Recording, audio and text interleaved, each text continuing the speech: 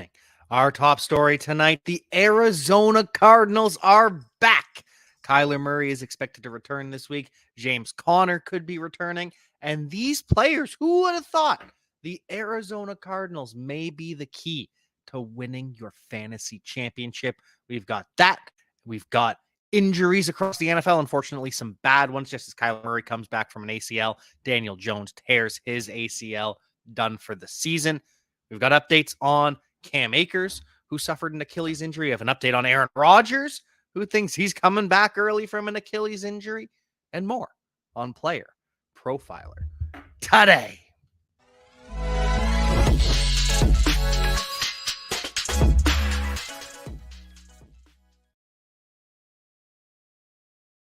Like I said, we will start things off with the Arizona Cardinals. The Arizona Cardinals will be getting Kyler Murray back. Kyler Murray is expected to start this week.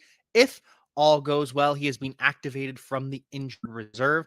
And it sounds like, unless there's a crazy setback, which we don't expect to happen, Kyler Murray is back. He will be making his first start against the Atlanta Falcons. And the Atlanta Falcons, 3 weeks in a row, we have seen a quarterback make their season debut against the Atlanta Falcons. This week, of course, it will be Kyler Murray.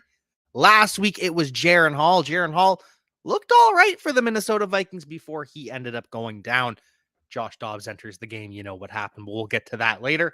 And we also saw Will Levis make his debut the week before for the Tennessee Titans, at least as a starter.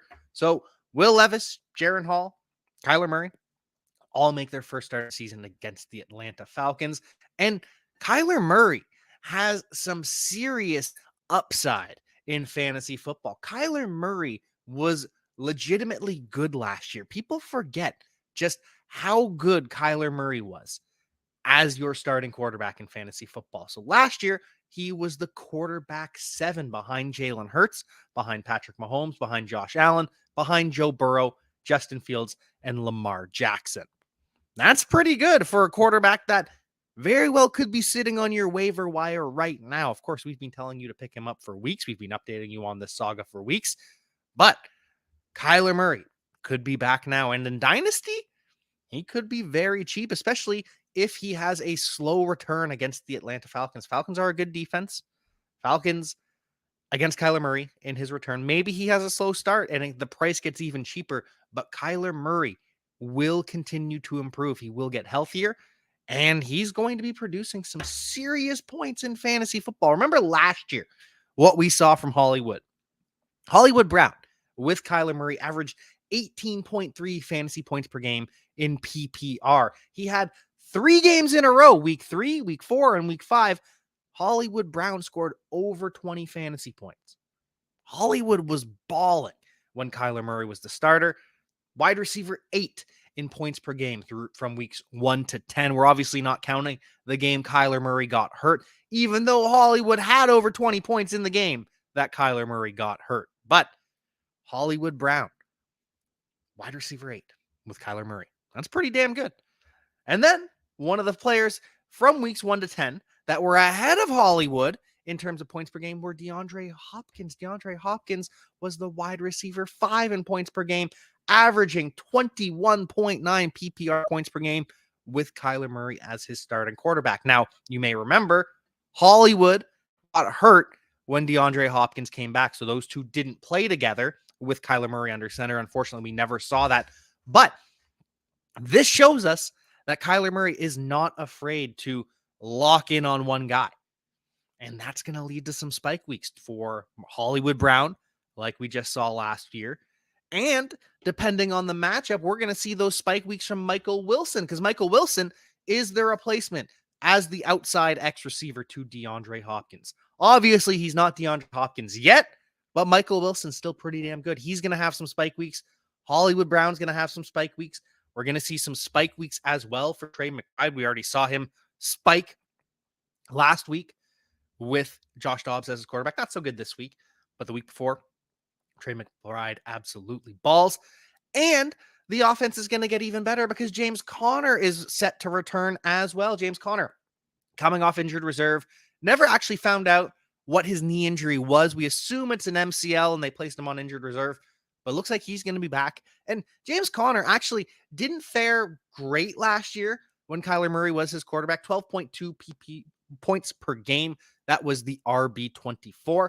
Ended up finishing the year as the RB10 in points per game with 15.4 fantasy points per game. Obviously, some guys dropped off, and we saw improvement in performance once Colt McCoy was under center for James Conner because they had to rely on him more heavily.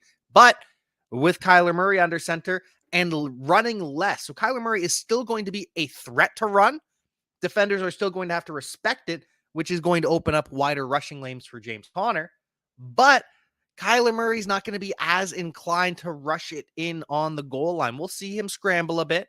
We'll see a little bit of read option, I'm sure. Not a lot of it as he continues to get healthy off of this ACL. But the threat is there, which helps James Conner. And Kyler Murray isn't actually going to be vulturing him at the goal line. Instead, it's going to be James Conner. So his ceiling could go up this year in the 4 games that James Conner started and finished. We're not counting the game he got hurt. He had less than 5 fantasy points that game, but we're going to remove that, averaging 13.7 fantasy points per game when you remove the injury game. So that was RB18, and that absolutely has room for growth with Kyler Murray slinging it. This offense is going to have the Cardinals in some games. Cardinals are going to go from bad to fun bad to bad again, like we just saw last week with Clayton Tune after they got rid of Josh Dobbs, to fun bad once again. They're probably not going to win a whole lot of games, but that is okay. The Cardinals being down is a good thing for fantasy football. Kyler Murray is back. And before we get to, unfortunately, the other ACL update in the NFL, this one not so good for Daniel Jones, we have a word from the Podfather. This episode brought to you by Mojo. Mojo is that player stock market. We love Mojo because we like making lifetime bets on players. You run out the clock on these guys. Mojo just rolled out a brand new fantasy platform. That's right. So now you can build a portfolio of player props. Oh, Jamar Chase, over 77.5. Oh, Kadarius Toney, under 15.5. Whatever the under is on Kadarius Toney, doesn't matter. You can just stack up the props in your portfolio. And the beauty is, once the Sunday games kick off, it's not over. It's not over until it's over with Mojo, because once those games kick off, you can then move in and out of positions. Let's say that you're well ahead of expectations. You can cash out. Let's say you're behind expectations. You're underwater. Well, you can double down. That's what makes Mojo so special, why they're different. Check it out. Go to the App Store, get the Mojo app, and use the promo code UNDERWORLD. The promo code UNDERWORLD gets you a 100% deposit match up to $100. So the promo code is UNDERWORLD, and they will match your deposit dollar for dollar. Go to Mojo, start building your portfolio, and then during the games, you can be a fantasy day trader. Woo.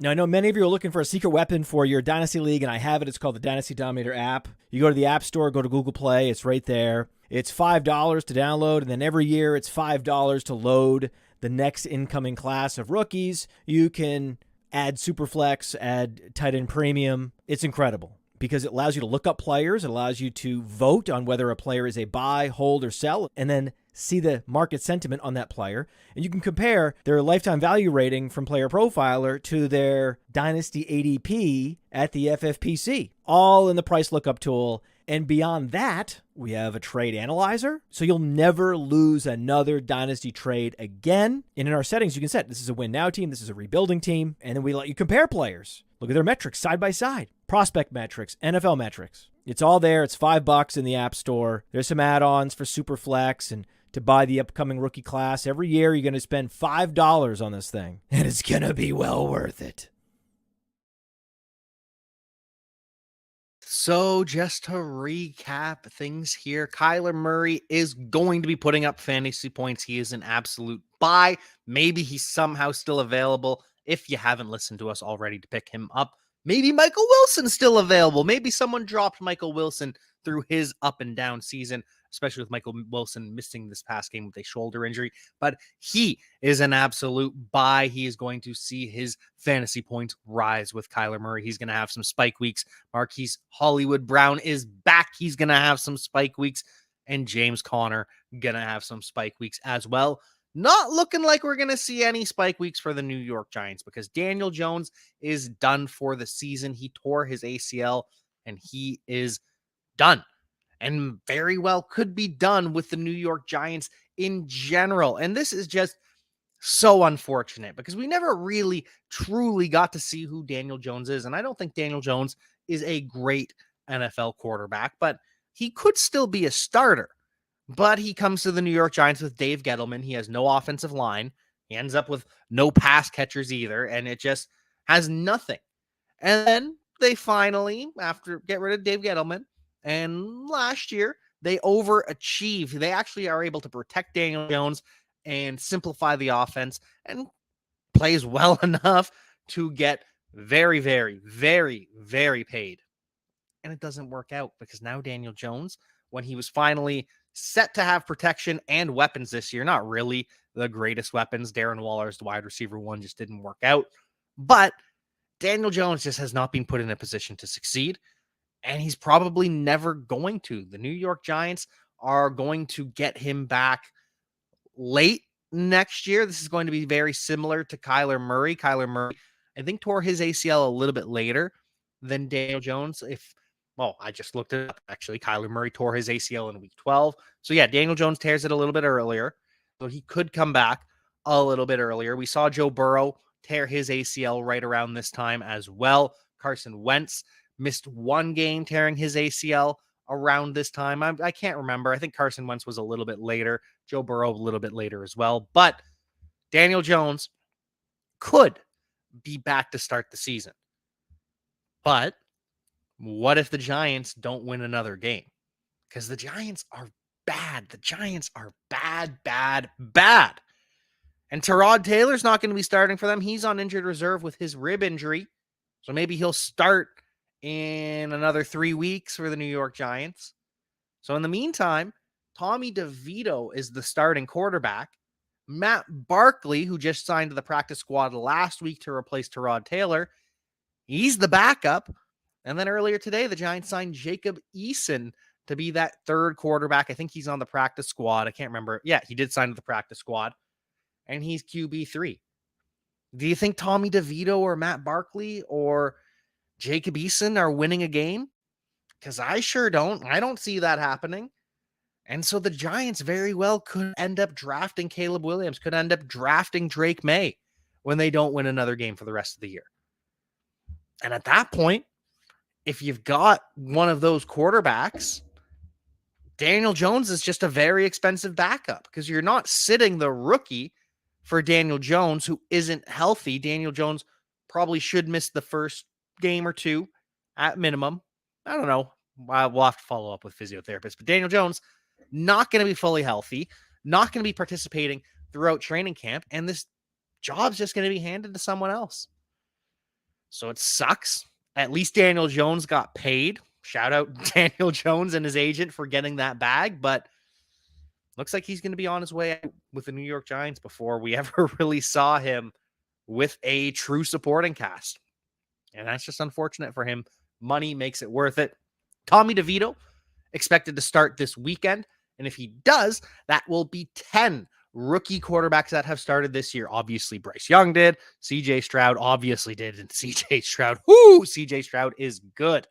Anthony Richardson started. Will Levis has started. Aiden O'Connell has started. Dorian Thompson-Robinson, Clayton Tune, Jaron Hall, and Tommy DeVito will be the second undrafted free agent. The first was obviously Tyson Bagent. So lots of rookies. This will be an NFL record. 10 rookies starting this season if the Giants do go with Tommy DeVito this week or any other week. Another season-ending injury, unfortunately, goes to Cam Akers. Cam Akers tears his left Achilles and is done for the year. You'll all remember Cam Akers in 2021 tore his Achilles. That was the right Achilles. And I don't know which is worse, honestly, re-tearing the same Achilles or tearing the other Achilles. So just my heart goes out to Cam Akers. Get well soon, heal up, and hopefully you can come back to the NFL and return. I don't know what the odds are. We did see, did Dante Foreman have multiple Achilles tears or was it just the one? I don't know. I should have done more research on the Achilles injuries of running backs in the past. Maybe I'm thinking of Mikel LeSure, tore his Achilles twice. I can't remember at this point. Not a great track record. Hope that Cam Akers can return, but in terms of Dynasty, you just can't count on him at all at this point. And my heart goes out to Cam Akers. Justin Jefferson could return this week. The Vikings are working through the return. We're going to have an update on Wednesday. All we know so far is that it's gone well for Justin Jefferson. The recovery from the hamstring injury has gone well, and he's eligible to return. So will he be catching passes from Josh Dobbs? Josh Dobbs going to be starting week 10. Obviously, Jaren Hall in the concussion protocol. So even if he clears concussion protocol, not going to have a full week of practice. Going to be limited at best tomorrow if he practices at all. So Josh Dobbs going to be the starter for the Minnesota Vikings now, and probably going to be the starter going forward. And just, it's going to be an up and down season. Josh Dobbs is a gamer. Josh Dobbs is a gunslinger. He is a mobile quarterback. So that leads to fantasy points, as we all saw. For those who happen to start Josh Dobbs in 2 quarterback leagues, I know I saw a couple on Twitter that Josh Dobbs started and played very well because of the mobility, because of the DGAF, don't give an F attitude that Josh Dobbs has. So he's going to score some fantasy points, but he's also going to have some duds as well.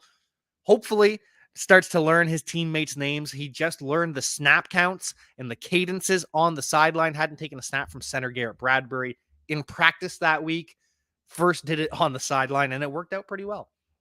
So well done, Josh Dobbs. He is going to be stepping in for Kirk Cousins. We'll see when Jaren Hall comes back, whether it's this week, whether it's next week. If he gets another crack, probably depends on whether or not Josh Dobbs has a good season.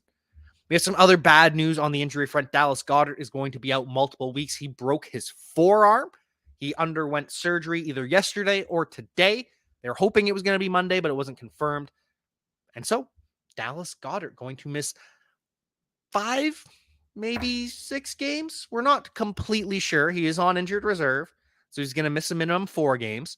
Last year, he missed 5 games right around this time as well, came back, returned for the playoff stretch just at the end of the season, and played pretty well. So Dallas Goedert, unfortunate that he is out. And while he's out, you can't really trust any of his backups. We've got Jack Stoll, we've got Grant Calcaterra, and we've got Albert Akui-Boonham. Wouldn't it be nice if Albert O finally broke out for the Philadelphia Eagles? Do not hold your breath. Unfortunately, you're going to have to look elsewhere for tight end production. Jalen Hurts aggravates his knee injury. He is sore. We imagine it's an MCL. That is what everyone has assumed for a couple weeks now, that Jalen Hurts dealing with an MCL sprain and just playing through it. Aggravates it, but Jalen Hurts is going to be fine. He's going to play this week because he's Jalen Hurts. Jamar Chase, I'm a little bit more worried about. Jamar Chase has a back injury, says it got worse as the game went on. And we're not worried long-term for Jamar Chase. We all saw the fall that he took, went up, landed on his back, took a hard hit, and it just got worse as the game went on. Might skip a game. The way Jamar Chase talked when asked by the media, it sounded like he may end up missing this week, and he's just going to be as supportive of his teammates as he possibly can be.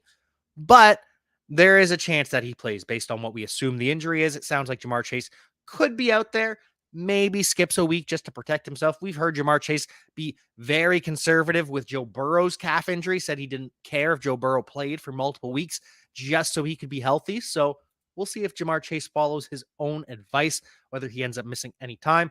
Colts could be without Josh Downs. Josh Downs aggravated the knee injury. He picked it up on Thursday's practice, was limited Friday, played on Sunday, aggravates it, leaves. This is not a new injury, just made the old injury worse. And now Colts have worked out Sammy Watkins. Well, if they sign Sammy Watkins, maybe that means Josh Downs going to be down for at least a game or 2. Hopefully he avoids injured reserve. But Josh Downs, keep an eye out. Don't think we get him this week. Don't think we get Zay Jones this week, because Zay Jones is still not practicing, did not practice Monday. Can't believe they didn't put Zay Jones on injured reserve at this point. Would have saved us all the headache of moving him back to the active slot, back to injured reserve when he's inevitably declared out. But Zay Jones currently not practicing. Good news around the NFL in terms of injuries, though. Aaron Rodgers says that things are going well. Says he hopes to return in a few fortnights. Also told Derwin James that he's going to be a few weeks. Give me a few weeks was what Aaron Rodgers said on the field. Said he didn't realize he was going to be mic'd up. Also says it's not literally going to be a few weeks. Aaron Rodgers is going to take longer to return than that. I don't think Aaron Rodgers returns this season. I know he's pushing for it. I know he's trying to do it. But even Cam Akers missed just under 6 months. It was 5 months and 20-something days. Aaron Rodgers tore his Achilles in September, October, November, December. Returning in December is roughly 3 months for Aaron Rodgers. That's never been done. Never seen it before. Returning in January is 4 months. Very, very aggressive. And do we believe the Jets are even in the playoffs in January? I don't. 5 months would be February. And that's the Super Bowl. And Jets aren't making the Super Bowl with or without signed a quarterback to compete with Zach Wilson, a former second overall pick. In fact, could have signed Carson Wentz. But instead, Carson Wentz is headed to the Los Angeles Rams, expected to back up Matthew Stafford. But Matthew Stafford has a thumb injury as well. The hope is that he takes this week off with the bye and then returns in week 11. That is what the Rams are saying is going to happen. And I tend to believe them. I believe them that signing Carson Wentz is truly just as a backup. Maybe a backup plus because they're worried about Matthew Stafford re-injuring his thumb or another injury, and they want to stay competitive, even though they could have and should have probably tanked, should have gotten rid of Matthew Stafford, blown the whole thing up. But here we are. And I think the Rams believe Matthew Stafford will be back. I think they believe Carson Wentz will truly be the backup because they got rid of all their other backups. They cut Brett Rippon, no longer with the team. I imagine they'll bring him back to the practice squad as QB3. But Brett Rippon, after his poor performance this past week, he is out. Dresser Wynn was on the practice squad. He is released from the practice squad. So now it's just Matthew Stafford and Carson Wentz. Maybe Sean McVay signed Carson Wentz truly just to say, hey, go out there and win us some games, which you won't. And maybe that's his way of tanking. But I think the releases of the other backup quarterbacks means that Carson Wentz is a pure backup. Also, expect to have Kyron Williams back in short order. Expect to have him back in week 12 from his high ankle sprain. Sounds like Kyron Williams going to be good to go. That will be a boost for the Rams backfield as well. Royce Freeman, Darrell Henderson, sorry. They've been fine. Darrell Henderson had the touchdown in week 1. Don't actually know what they did this past week. I didn't look at the stats because I didn't care about the Rams game this week. I wasn't starting any Rams other than Cooper Kupp, who I know disappointed me, but I wasn't starting a Rams running back with Brett Rippon under center. Speaking of running backs, David Montgomery is set to return this week for the Detroit Lions. He was back at practice earlier today. Sounds like he's going to return. Sounds like he's going to have his center, Frank Ragnow, back in front of him. His left guard, Jonah Jackson, back in front of him. Lions are getting healthy coming out of the bye, heading to Los Angeles to face the Chargers, and expect to see a healthy dose of David Montgomery, but this is going to be a new offense. This is not going to be the 25, 30 touches a game for David Montgomery with Jahmyr Gibbs mixing in for 5, 6, 7, 8 touches.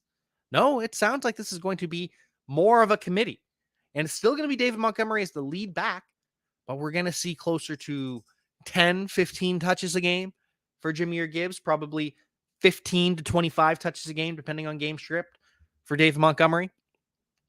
So we're going to see fantasy points from both. Maybe the ceiling's not going to be what we want from either, but it's going to be a mixed backfield for the Detroit Lions going forward. 49ers get good news. Deebo Samuel's back at practice. He missed time with that shoulder injury. Looks like he's going to be good to go. Chase Young with the 49ers says that he wasn't told that he was traded. Instead, he found out through social media. Seems as though the Commanders kind of were done with Chase Young immediately after he's traded. Rumors start swirling that he was immature, that he developed bad habits, that he's undisciplined, that he would deviate from the game plan just to try to make splash plays. Someone's obviously releasing that within the Washington Commanders. The 49ers will look to correct the bad habits. And Chase Young, probably going to look really good opposite Nick Bosa. Probably going to be terrifying for quarterbacks on the opposite side of the field. Packers got good news. Christian Watson was not diagnosed with a concussion in week 9, and there's no long-term concern for his chest or back injury. Not the season we've wanted from Christian Watson. The injuries haven't helped. Jordan Love hasn't helped. Poor Christian Watson. Next year is going to be a big year. He's going to be a post-hype sleeper next year. Probably not a true sleeper because at some point he's going to break out this season. Once again, he's going to have some spike weeks. But Christian Watson, next year is going to be the year for Christian Watson. Wonder who his quarterback is going to be. Also wonder who the Bears quarterback is going to be on Thursday Night Football. Justin Fields is limited once again, was limited on Friday, limited on Monday, limited on Tuesday, has the thumb injury. He is now day to day. Previously, he was week to week, which meant no way Justin Fields is playing this week. Now he's day to day, which I still think means Justin Fields is out this week. Remember, day to day means week to week, which means he's probably not playing this week, especially on a short week, Thursday Night Football. But next week, I expect to see a return from Justin Fields. I do expect to see Khalil Herbert, though. Khalil Herbert designated to return from the injured reserve. He has practiced in full yesterday. Today, looks like we're going to see Khalil Herbert back on Thursday Night Football against the Carolina Panthers. Same with Equanimeous St. Brown, the older brother of Monroe St. Brown, and Josh Blackwell off of injured reserve as well. Josh Blackwell, a defensive back corner for the Chicago Bears.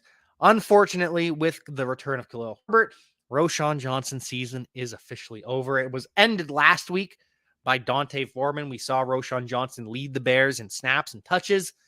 And then the next week, it goes all to Dante Foreman. Now Khalil Herbert's back. He's going to be the RB1. Hopefully Roschon's still the RB2, but the Bears' healthy dose to Dante Foreman scares me just a little bit. As for the Carolina Panthers, Chuba Hubbard outsnaps Miles Sanders 46-18. Chuba Hubbard is the bell cow for the Carolina Panthers. Goes for 6 targets, tied with Adam Thielen for the team lead. Adam Thielen has his worst game of the season, mind you, but 6 targets for Chuba Hubbard. Great news. Maybe returns to that on Thursday against the Bears because DJ Chark dealing with an elbow injury, doesn't practice on Monday. Brian Burns also looking like he's going to be out, dealing with an elbow injury of his own and a concussion, so don't expect to see Brian Burns. Not sure if we'll see DJ Chark, but I do know that we will see Will Levis for the Tennessee Titans now and for the rest of the season. Ryan Tannehill, still not healthy, still dealing with a high ankle sprain, but even when Ryan Tannehill returns, this is Will Levis's team. That was announced by the head coach, Mike Vrabel, earlier today.